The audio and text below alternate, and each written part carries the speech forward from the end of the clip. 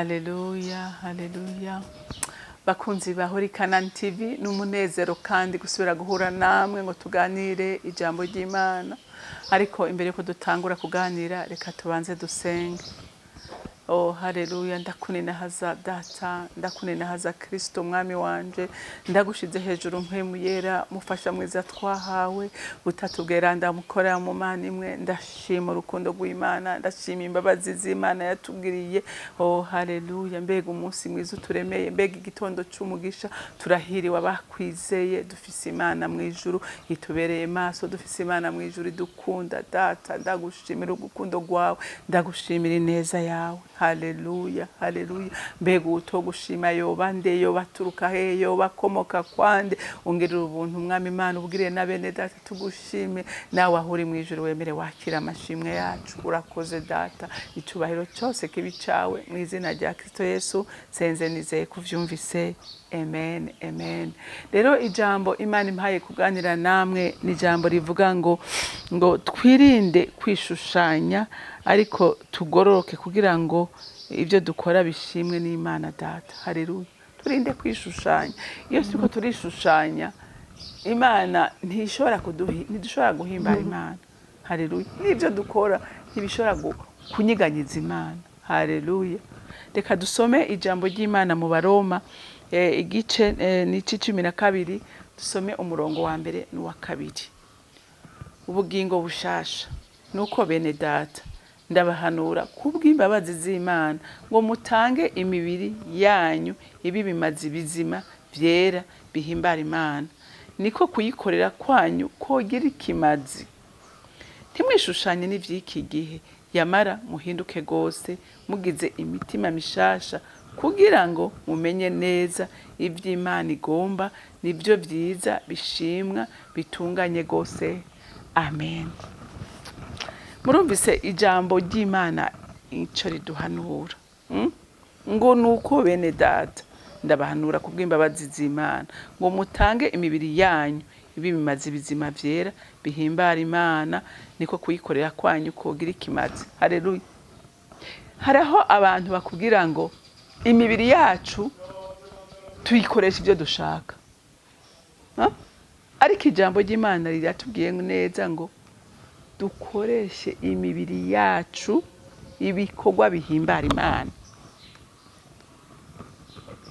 Ejo narababaye ndiko ndumva ingene muri Amerika bariko baravuga ngo bavuga ngo abakobwa bagira ama manifestation, bavuga ngo Trump ngo ariko arababuza gukorora inda, ariko arababuza ibinabiriya, ngo kandi ngo imibiri ni yabo bayikoresha ico bashaka. Ubu rero ngo bagomba kugira ngo phobie ni kuvuga ngo abantu banke kugira kuryamana n'abahungu, banke kurongogwa, donc birevorte, banke kuvyara, banke. Urumva ndavuga Mana, ariko urumva ingene Satani ariko akoresha ibintu abana b'Imana bakora ibyankwa n'Imana ngo bavyanke, donc ntibasubire kuryamana ngo n'abagabo ngo kwera babasuzugura ngo bagira iki.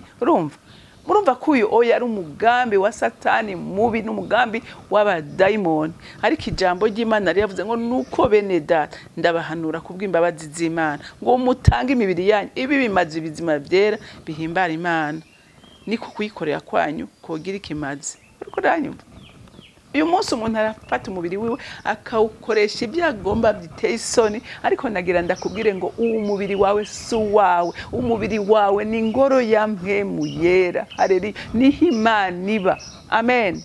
Imana yabwiye Dawidi agomba kubakira ingoro Imana, iramubwira ati nta ngoro mwonyubakira jewe ishobora kumpimbara, atariko ingoro jewe niyubakiye ikampimbara ni mu mitima yanyu. Haleluya. Donc uyu mubiri rero ni ikintu twari dukwiye kubaha.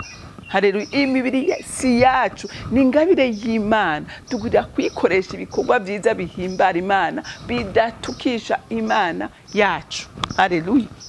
Ugasanga umuntu nakamara amazi, urayoberwa ibintu abantu bakora biteye ubwoba. Rero ijambo ry'Imana riko riraduhanura. Haleluya. ngo nuko ngo ndabahanura kubw'imbabazi z'Imana ngo mutange imibiri yanyu ibi bimaze bizima byera bihimbara Imana niko kuyikorera kwanyu kogira ikimaze ngo ntimwishushanye n'iby'iki gihe. Haleluya. Ugasanga umuntu yaragiye umubiri yaratabagura yagizemo ibitatuwaje nibara. Ugasanga umuntu ntakimenyekana. Iyi ni ingoro ya mpemu yera. Uyu mubiri tuzowubazwa. Naho tuzi ngo uyu mubiri ngo uzosigara ngaha. Uzose ariko Imana izotubaza ngene twawukoresheje. Kuko ni ingabire twahawe n'Imana. Tubwirizwa kuyibungabunga, tubiza kuyifata neza, ntitubwirizwa kuyishiramwe ibintu bidakwiriye. Haleluya.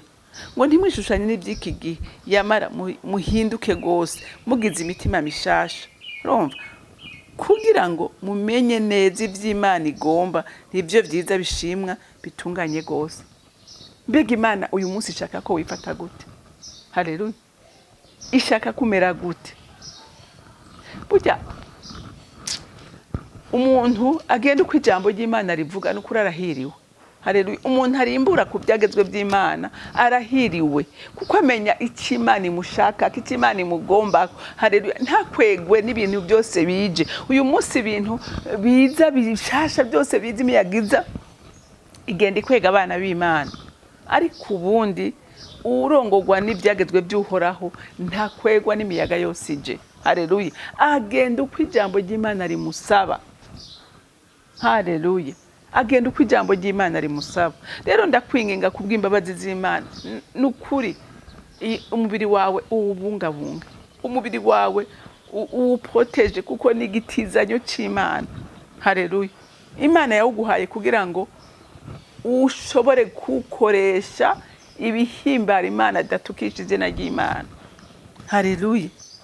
Uyu munsi iri kurumva abantu ibintu barekrama, abantu bifuza nagatera soni. Ukumva ngo ndiko ndumviriza iyo documentaire bavuga ko ho muri Korea, ni Korea du Nord mengo udisitsi muri Korea mugasi nibuka ko ari du Nord du Sud. Hoho ngo barabikoze abakobwa baravuga ngo bagabo barabasuzugura. Urumva? Bica bituma ni mpemu yukuryamana abakobwa ku bakobwa iyo mpemu ica yidevelopa muri bo kuko banse gukoresha icim Imana yaremeye imibiri yabo. Bakavuga ngo ntazosubira kuryamana n'abagabo. Bica bituma umuntu agwa mu vyaha. Rero umubiri ukoresha ic'Imana yawuremeye. Haleluya. Icitawuremeye menya ngo ni icyaha imbere y'Imana. Umugabo ku mugabo ni waba ukora ibyo menya ngo uri gukora icyaha kibabaza umutima w'Imana. Imana ntishobora kukunezerererwa ukora ibintu nk'ibyo. Rero umubiri wawe ukoresha ic'Imana yawuremeye. Ibyo ukora byose bikore ubw'icubahiro c'Imana. Haleluya. Rero uyu munsi abantu benshi bakoreshwa n'umugwaniza, ariko ndagutera intege wewe nanje dukoreshe imibiri yacu ibikorwa byiza bihimbara Imana. Ibiyisesema bibe kure yacu. Haleluya. Haleluya. Niho dushobora guhimbara umutima w'Imana. Ngo ntimushushanywe n'iby'iki gihe, ngo yamara muhinduke gose. Haleluya. Duhinduke gusa na Kristo, tugere ikirenge mu ciwe. Ntiduhinduke dushaka gusa na Satani n'abakozi biwe, ariko duhinduke dusa na Kristo umwagazi w'Imana nzima, kuko ari wazotuma dushika hehe mu bwami bwo mwijuru.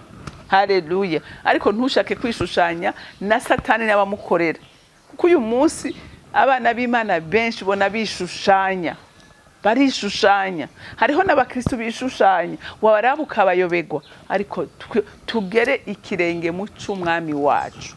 Haleluya. Haleluya. Ngo muhinduke gusa mumigize imitima mishasha.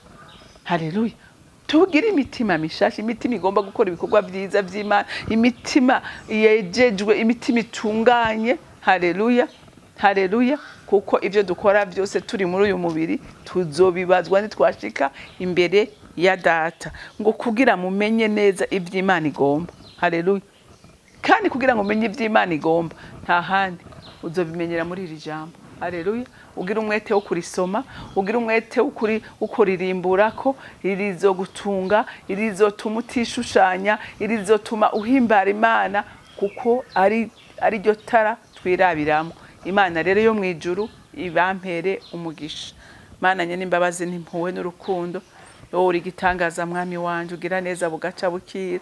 Ndasenga nisengera sengera na bene data bose mukunzi, kugira ngo tureke kwishushanya n'ivyiki gihe, kuko iyi si irimwe ibibi byinshi kandi Satani agomba azana bishasha. Ariko ndasenze ngo bana b'Imana tugumize ikirenge hamwe, twizere wewe, duhungire kuri wewe, twunamurire amaso yawe kuri wewe, ko ari wewe wenyene murongozi mwiza udashobora kutuzimiza. Ndagushimiye kandi ndakurinaje, icubahiro cyose kibi cawe mu izina rya Kristo Yesu senze nizeye kuvyumvise.